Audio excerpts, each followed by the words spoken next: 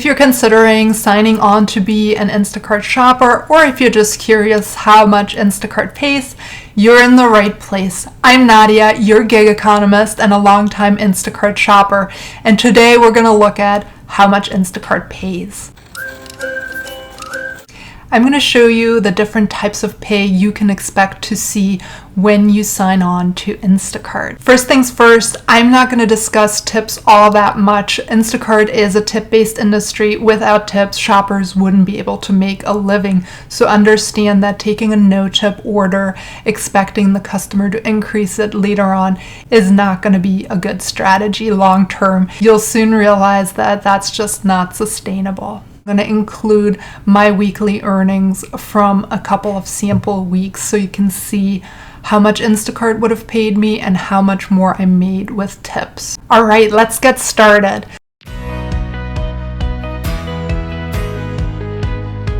So Instacart's base pay is between $7 and $9 throughout the US.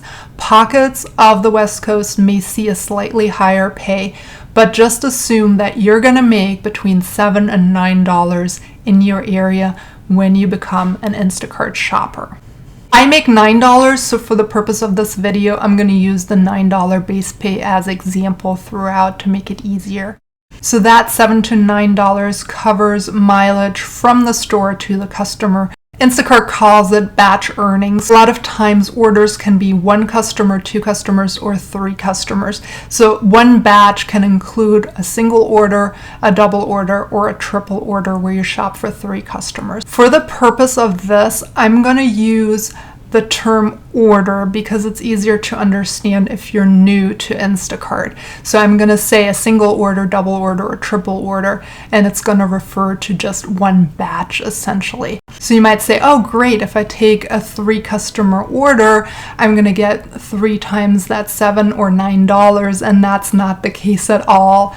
Instacart only pays maybe slightly higher. I don't do that many 3 customer orders because juggling cart space is quite a lot, and Instacart tries to save money and cut corners at our expense, so I generally stay away from 3 customer orders unless they're really lucrative. So here you can see a 2 customer Costco order with that $9 base pay and a delivery distance of 8.7 miles. So if you're driving to the store, you have to track your own mileage. That $7 to $9 is not going to include that mileage. You'll have to duke that out come tax season, so make sure you keep track of that mileage traveled to the store and from the customers to the next store or home.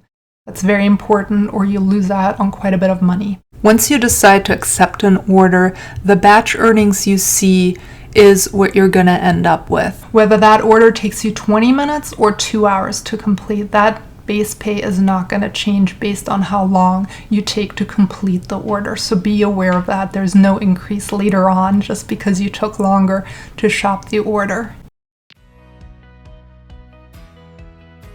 If it's above 12-15 miles, you'll see an increase of 60 cents per mile.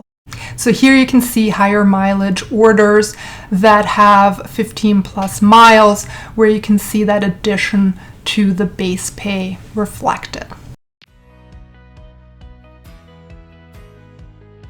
Anytime an order contains a heavy item like a case of water, you'll see a little bit of extra pay. A lot of times it's about $2, but I've seen it as low as 75 cents or no increase. As you can see here, it has water, but apparently because the item count is smaller, it doesn't count as a heavy item.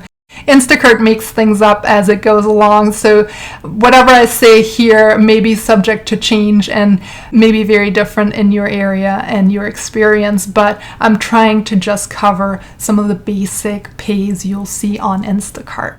As you can see, this order has 15 cases of water at Sam's Club, which is ridiculous, but it's not the only order I've encountered. I recently encountered one with 16 cases of water.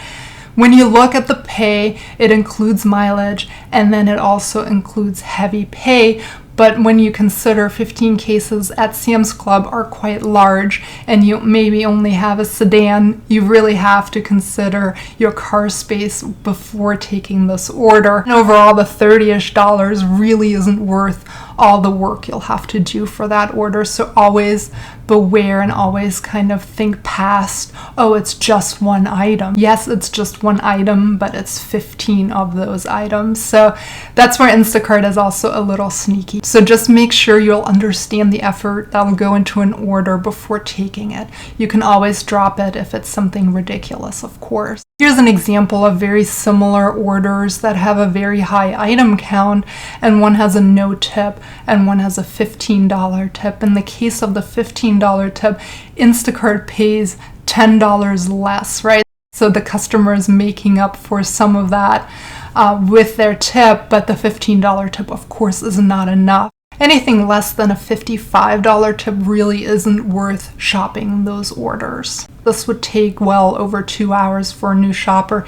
Even for an experienced shopper, it would definitely take 2 hours, and then checkout is obviously going to take quite a while. And of course, you are going to have to consider car space. The next pay I'm going to cover is Boost Pay. Boost Pay is usually associated with low or no tipping orders that have been sitting on Instacart for a while and no shopper has picked them up. So Instacart will add a $2 boost until a shopper takes that order. In this case, the order sat for quite some time before a shopper took it. Boosts can be included anytime an order sits there. So look out for those because they're generally not worth your while, but I do see a lot of shoppers taking them. Again, don't think a customer will increase their tip. Now let's look at my weekly earnings. I'm going to give you two examples. One week is quite high with about $1,000 I made on Instacart, and the other is quite low with $125. And that $125 was really just based on demand. Right now it's summer, and in the summer in my area, Instacart tends to be really slow and demand is really, really low.